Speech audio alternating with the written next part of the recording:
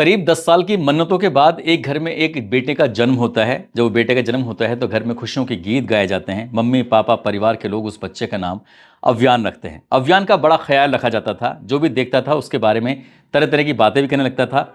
उसको बताया जाता था कि इसका ख्याल कैसे रखना है। एक बार एक बुजुर्ग महिला ने उसको देखा और देखकर कहा कि शायद माँ का दूध इसके लिए कम पड़ रहा है, इसलिए इसको बाहर का भी दूध पिलाना शुरू कर देना चाहिए। बच्चा लगभग हो जाता है 5 महीने के आसपास का। जब उसे बाहर का दूध पिलाया जा रहा था तो ये सलाह मशवरा साफ साफ दे दिया गया था कि इसको गाय का दूध ही पिलाना, और जब भी गाय का दूध पिलाओ तो वो इसके हिसाब से गाढ़ा हो सकता है, थोड़ा सा पानी जरूर मिला देना। तो माँ ने वही बात सुनी और माँ ने बिल्कुल वैसा ही करना शुरू कर दिया। बाहर का दूध मंगा लिया करती थी, उसके बाद उसमें थोड़ा सा पानी मिलाया और पानी मिलाने के बाद अपने बच्चे को देना शुरू कर दिया। बच्चा भी खुश था, माँ भी खुश थी और माँ बाप और परिवार के सभी लोग खुश थे, क्योंकि वो बच्चा था ही इतना प्यारा सा। ये तारीख आ जाती है 25 दिसंबर 2025 के आसपास। उस बच्चे की अचानक से तबीयत खराब हो जाती है। उसको कभी उल्टी शुरू हो जाती है तो कभी उसको दस्त लग जाते हैं। बच्चे की तबीयत लगातार बिगड़ती चली जाती है। माँ और बाप दोनों इतना परेशान हो जाते हैं, तुरंत ही उसे बच्चों के डॉक्टर के पास लेके जाते हैं और जाकर दिखाते हैं कि साहब देखो, पता नहीं क्या हुआ है, वे 8-10 घंटे पहले से ही इसको उल्टी भी लग गए हैं और दस्त भी लग गए हैं। तब डॉक्टर ने देखा और देखने के बाद कहा ठीक है, मैं कोशिश करता हूं। उसके बाद उससे जो प्राथमिक उपचार था, उसको बच्चे का उपचार होता है और बच्चे को घर भेज दिया जाता है। लेकिन घर बच्चा पहुंचा ही था, अभी 10 या 12 घंटे ही बीते थे कि उसकी फिर से तबीयत खराब हो जाती है। उसको फिर से डॉक्टर के पास लेके जाते हैं, दिखाते हैं, लेकिन वो इस बार जी नहीं पाता। यानी कि 29 दिसंबर 2025 को आखिरकार उस बच्चे की ऐसे में ही मौत हो जाती है, जबकि वो महज 5 महीने के आसपास का होता है। इस माँ और बाप को लग रहा था ये एक सामान्य सी बात थी, शायद कोई ऐसी बड़ी बात नहीं थी। लेकिन जब अखबारों में, सोशल मीडिया के माध्यम से कुछ खबरें छपनी शुरू हो जाती हैं कि उस इलाके में एक के बाद एक लगातार मौत हो रही है और मौत के पीछे की वजह है इस इलाके में दूषित पानी, गंदा पानी। उस पानी को पीने से एक तरह से वो पानी जहर का काम कर रहा था और कई लोगों की मौत हो चुकी है। माँ बाप को याद आता है कि हमारे बच्चा भी तो दूध में उसको पानी मिला के दे रहे थे, और पानी वही पानी है जिसको आम लोग पी रहे हैं, जिसकी वजह से बड़ी संख्या में सैकड़ों से ज़्यादा लोग बीमार हो चुके हैं। जैसे ही माँ बाप को ये बात पता चलती है तो माँ बाप का रो रो कर बुरा हाल हो जाता है। और बुरा हाल इसलिए हो जाता है कि 10 साल की मन्नतों के बाद आखिरकार अव्यान पैदा हुआ था, और अव्यान की जब मौत हो जाती है तो उसका फोटो पूरे देश भर में वायरल हो जाता है। हर कोई इस फोटो को देखकर हैरान भी था, परेशान भी था कि आखिरकार पानी भेजने वालों ने अगर साफ पानी भेजा होता तो अव्यान इस वक्त जिंदा होता। न केवल अव्यान जिंदा होता, बल्कि उस इलाके में 14-15 से ज़्यादा लोगों की मौत हो चुकी है, वो भी ठीक होते। और साथ ही जो 200 से ज़्यादा लोग बीमार हैं, कई लोग ऐसे हैं जो आईसीयू में भर्ती हैं, उनकी भी हालत इतनी ख़राब नहीं होती। क्या है पूरी कहानी, इस कहानी के माध्यम से समझते हैं। आदाब, नमस्कार, सत श्री अकाल। मैं उस्मान सैफी। आज की जो सच्ची घटना मैं आपको सुनाने जा रहा हूं, ये सच्ची घटना है मध्य प्रदेश के इंदौर शहर की। इंदौर वो शहर है जिसको पूरे देश में सबसे सुंदर स्वच्छ शहरों में उसकी गिनती लगातार 8 साल तक की जाती रही है। उसी का एक इलाका है भागीरथपुर। भागीरथपुर का रहने वाला दिनेश भारती वर्मा, इसने 15 अक्टूबर 2025 को एक शिकायत दर्ज कराई थी कि साहब वार्ड नंबर 11 है और वार्ड नंबर 11 में एक मंदिर है, मंदिर में एक कुआं है और कुएं के अंदर पानी आता है, और ऐसा फील होता है, ऐसा लगता है उस पानी को पीने के बाद जैसे बोरवेल का पानी और नाले का पानी आपस में मिक्स हो गया है, वही पानी इस कुएं में आ गया है। जब यहाँ पे आश्रम में श्रद्धालु आते हैं तो इन श्रद्धालुओं को पानी पीने में दिक्कत होती है। उन्हें ऐसा लगता है जैसे इसके अंदर से दुर्गंध आ रही है। शिकायत की थी, उसकी शिकायत के समाधान की मांग की थी, लेकिन जिन लोगों से शिकायत की थी उन लोगों ने इस शिकायत को इतनी गंभीरता से नहीं लिया, और बात ये आई गई हो जाती है। श्रद्धालु वैसे भी वहां पर एक अब आया तो हो सकता है कि अगली बार उसका नंबर 15-20 दिन में आए। श्रद्धालु तो आते और जाते भी रहते हैं। इसी तरह से वक्त आगे बढ़ जाता है। ये अक्टूबर का पूरा महीना गुजर जाता है। लगभग 15 नवंबर 2025 के आसपास की बात है। इसी इलाके यानी कि भागीरथपुर की रहने वाली एक महिला होती है जिसका नाम होता है शिवानी थकले। शिवानी थकले ने भी ठीक ऐसे ही शिकायत की थी, और उसने तो इससे बढ़कर शिकायत की थी। उन्होंने कहा कि जो हमारे इलाके में पानी आता है ना, उस पानी को देखकर ऐसा लगता है जैसे उसके अंदर तेजाब है, एसिड है, उसके पीने से कुछ इस तरह की दिक्कतें हो रही हैं। इस पानी की जो भी शिकायतें हैं उसको दूर कर दिया जाए। उसकी शिकायत को भी ठीक ऐसे ही लिया जाता है जैसे कि दिनेश वर्मा की शिकायत को लिया जाता है। शिवानी थकले की शिकायत को भी नज़रअंदाज कर दिया जाता है और उसकी शिकायत भी आई गई हो जाती है। वक्त आगे बढ़ रहा था, और जैसे वक्त आगे बढ़ रहा था, ये 18 दिसंबर 2025 की बात है। इसके बाद से उस इलाके के जो पानी था उसमें बदबू आनी शुरू हो जाती है। अब लोगों को दिक्कतें होनी शुरू हो जाती हैं कि नर्मदा वाटर सप्लाई में बहुत ज़्यादा तेज़ दुर्गंध आने लगती है, और आसपास में कोई पानी था ही नहीं। लोगों को मजबूरी में वही पानी पीना पड़ रहा था। जैसे जैसे लोग पानी पी रहे थे वैसे वैसे उनकी तबीयत भी बिगड़ने लगती है। हालांकि आसपास के लोगों ने शिकायत करना भी शुरू कर दिया। अक्सर होता क्या है कि जो आसपास के लोग होते हैं कुछ जागरूक लोगों से शिकायत करते हैं कि भाई हमारे यहाँ नाली की दिक्कत है, हमारे यहाँ पानी की दिक्कत है या सफाई की दिक्कत है। तो जागरूक लोग वो आसपास की नगर पालिका, नगर पंचायत, नगर महापालिका इस तरह से जाकर वहां पर शिकायत वगैरह कर देते हैं कि भाई देखो या नगर निगम में कि हम उस फला मोहल्ले में दिक्कत है। लेकिन जो जागरूक लोग थे वो पहले से ही शिकायत कर चुके थे और उनकी शिकायत को गंभीरता से नहीं लिया गया था। हालांकि ऐसे बताया जाता है कि 4 जोन में 23 से ज्यादा औपचारिक शिकायत पहुंची थी।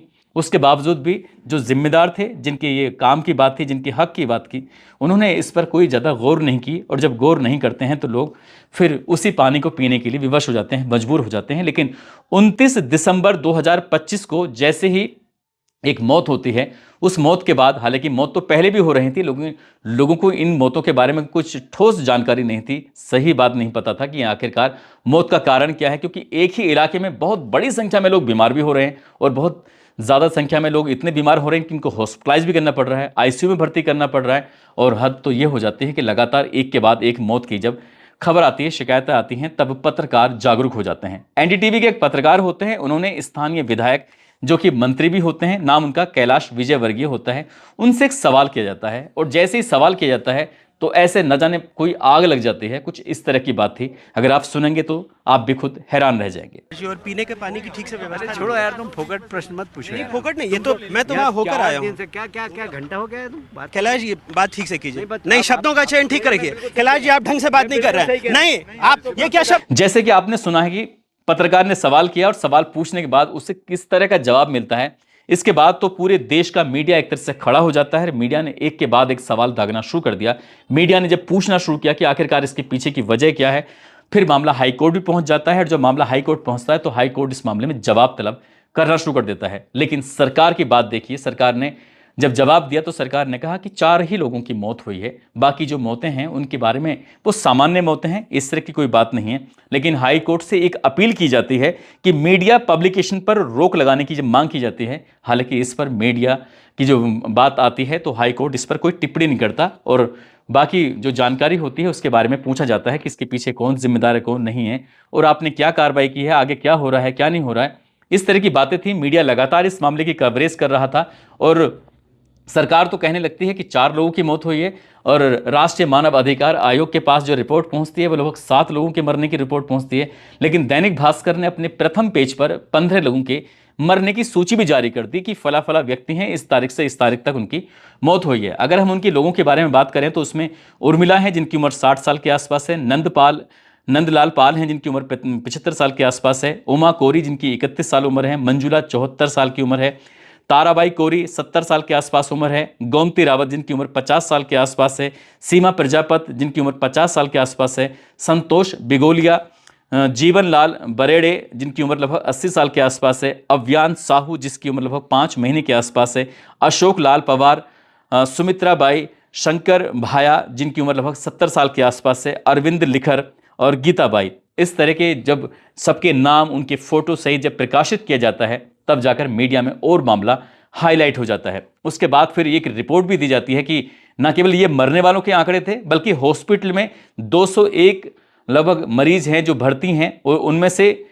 लगभग 16 बच्चे हैं और साथ ही लगभग 32 ऐसे हैं जो आईसीयू के अंदर भर्ती हैं। इनकी वो जिंदगी और मौत की जंग लड़ रहे हैं। डॉक्टर उनके पास कितना उनका इलाज कर पाते हैं, वो कितना बच पाते हैं, नहीं बच पाते हैं, इसके बारे में कुछ नहीं कह सकते। साथ ही अब इसमें जांच शुरू हो जाती है। जो आसपास का इलाका था भागीरथपुर का, वहाँ पे कैंप भी लगाया जा रहा था, वहाँ सर्वे भी किया जा रहा था और जांच भी की जा रही थी कि कितने लोग बीमार हैं, क्या है। तो 8,571 लोगों की जांच होती है और सर्वे में ये पता चलता है कि 2,456 के आसपास मरीज पाए जाते हैं और उनका प्राथमिक उपचार भी किया जाता है, उनको दवा भी दी जाती है और फिर ये संदेश दिया जाता है कि घर में जो पानी आ रहा है उसको उबाल कर ही पीना, बिल्कुल ऐसे मत पीना जैसे क्या पहले सामान्य रूप से आप पानी पी रहे थे। लेकिन जो साधना साहू और सुनील साहू का जो बेटा होता है अव्यान, इसकी मौत ने पूरे देश को झकझोर दिया, पूरे देश को हिला के रख दिया। 10 साल की मन्नतों के बाद आखिरकार ये बच्चा पैदा होता है और इस बच्चे के दूध में जब पानी मिलाया जा रहा था वो पानी उसके लिए जहर बन जाएगा। कभी माँ और बाप ने इस बात को सोचा नहीं था। जब भी इस मीडिया वाले इनसे संपर्क करते हैं तो माँ और बाप का रो रो कर बुरा हाल हो जाता है। उन्होंने बस एक ही अपील की है, उनका बच्चा अव्यान गया तो गया, लेकिन किसी और के साथ ऐसा ना हो, इसलिए सरकार को, इसलिए जो जिम्मेदार अधिकारी हैं नगर निगम को, सभी को अपनी जिम्मेदारी समझनी चाहिए और जिन लोगों ने औपचारिक रूप से ही सही या फिर लिखित में शिकायत की थी, कम से कम उनकी बात को गंभीरता से लेते तो सीवरेज का पानी जो उसके जो पीने वाले पानी में मिल गया था वो बिल्कुल नहीं मिलता। एक सुमित्रा महिला हैं जो बिहार के मोतिहारी के रहने वाली होती हैं, उनका बेटा होता है जो कि प्राइवेट नौकरी करता है और इंदौर में रहकर ही अपनी 2 बच्चियों और अपनी पत्नी के साथ रहता है। माँ अपने बेटे से मुलाकात करने के लिए आई थी और ये लगभग 1 महीने पुरानी बात है, दिसंबर की शुरुआत की बात है। माँ जब आती है तो 15 दिन तो उसके आराम से गुजर जाते हैं, लेकिन 15 दिसंबर 2025 के बाद जो पानी दूषित आना शुरू हो जाता है तो उसकी वजह से माँ बीमार रहना शुरू हो जाती है। महज 24 घंटे ही लगे थे, माँ को उल्टी भी होने लगती हैं, दस्त भी होने लगते हैं और सुमित्रा बाई की कब मौत हो जाती है, यानी कि 21 दिसंबर 2025 की बात है। उनकी वो एक रिकॉर्ड के हिसाब से पता चलता है कि सबसे पहले सुमित्रा बाई की मौत होती है। और जब ये मीडिया में, अखबार में खबर प्रकाशित होती है 29, 30 और 31 दिसंबर के आसपास, तब घर वाले भी जाकर ये रिकॉर्ड देते हैं कि हमारी माँ की भी कुछ इसी बीमारी की वजह से मौत हुई है। और लोगों ने फिर आके ये आंकड़े देना शुरू किया, तब जाकर पता चलता है। ये राष्ट्रीय मानव अधिकार ने भी इस मामले को गंभीरता से उठाया। विपक्ष ने जब इस मामले को सोशल मीडिया पर उठाना शुरू किया है, मीडिया में आकर अपनी बात करनी शुरू की है, जिम्मेदार लोगों के ऊपर कार्रवाई की मांग करना शुरू किया है, साथ ही जब सरकार चारों तरफ से घिरना शुरू हो जाती है, तब जाकर सस्पेंशन भी शुरू हो जाते हैं और बर्खास्त की भी कार्रवाई हो जाती है। ऐसा बताया जाता है कि एक बर्खास्त हो जाते हैं, फिर तो सैंपल भी लेने शुरू कर दिए जाते हैं और सैंपल के हाल की रिपोर्ट क्या आती है वो मीडिया में शायद अभी तक आया नहीं है, लेकिन कहीं ना कहीं सरकार अपने आप को बचाने की तमाम कोशिश कर रही है। हालांकि मुख्यमंत्री मौके पर पहुंच जाते हैं और जो बीमार हैं उनके पास जाकर उनके हालचाल लेते हैं और साथ ही मीडिया में यह ऐलान करते हैं कि जो भी इसके लिए जिम्मेदार होंगे उन्हें किसी भी कीमत पर बख्शा नहीं जाएगा, उन्हें किसी भी कीमत पर छोड़ा नहीं जाएगा। लेकिन जो छोटे कर्मचारी होंगे, छोटे लोग होंगे, शायद उन पर तो गाज गिर जाएगी, लेकिन जो बड़ी मछलियां हैं वो शायद तैर के बाहर निकल भी जाएंगी। ऐसा ही होता है अक्सर मामलों में। और साथ ही सरकार ने 2-2 लाख रुपए की घोषणा की है। ऐसा बताया जाता है कि जो मृतक हैं उनके परिवार को 2-2 लाख रुपए और उनका जो उपचार होगा बिल्कुल फ्री होगा। लेकिन शायद जिनके गए हैं वो 2-2 लाख रुपए क्या, उन्हें अगर 20 भी लाख दे दोगे, 50 लाख भी दे दोगे तो शायद उनके कभी लौट कर नहीं आएंगे। जैसे कि अव्यान है या बाकी और लोग हैं जिनके गए हैं। जो कहावत है ना कि जिन जाके पैर न फटी भी भाई, वो क्या जाने पीर पर आई। दोस्तों, इस पूरे घटनाक्रम को सुनाने का उद्देश्य किसी को परेशान करना नहीं है, किसी का दिल दुखाना नहीं है, बल्कि आपको जागरूक करना है। और साथ ही पत्रकारों, जिस तरह से एक एनडीटीवी के पत्रकार ने अपनी जिम्मेदारी समझी, जिम्मेदारी समझने के बाद सवाल किया और सवाल करने के बाद शायद ये पत्रकार लोग जागते हैं और उसके बाद मामला जब बहुत ज़्यादा हाईलाइट होता है तब जाके पूरे देश भर को पता चलता है कि इंदौर शहर के अंदर आखिरकार इतने लोग बीमार क्यों हो रहे हैं और इतनी बड़ी संख्या में लोगों की मौत क्यों हो रही है। अगर पत्रकार अपना ईमानदारी से काम करे तो शायद ये जितने भी घपले घोटाले हैं, दिक्कत परेशानियां आवाम के लिए, ये कोई दिक्कत परेशानी बिल्कुल भी ना हो। जाते जाते ये गीतांजलि प्रजापति हैं, नोएडा की रहने वाली हैं, और सुमित चौधरी अहलावत हैं जो कि मुरादाबाद के रहने वाले हैं। आज इनका जन्मदिन है, इनको जन्मदिन की ढेरों शुभकामनाएं, बहुत बहुत मुबारकबाद। और कुछ लोगों ने नाम लेने की अपील की है।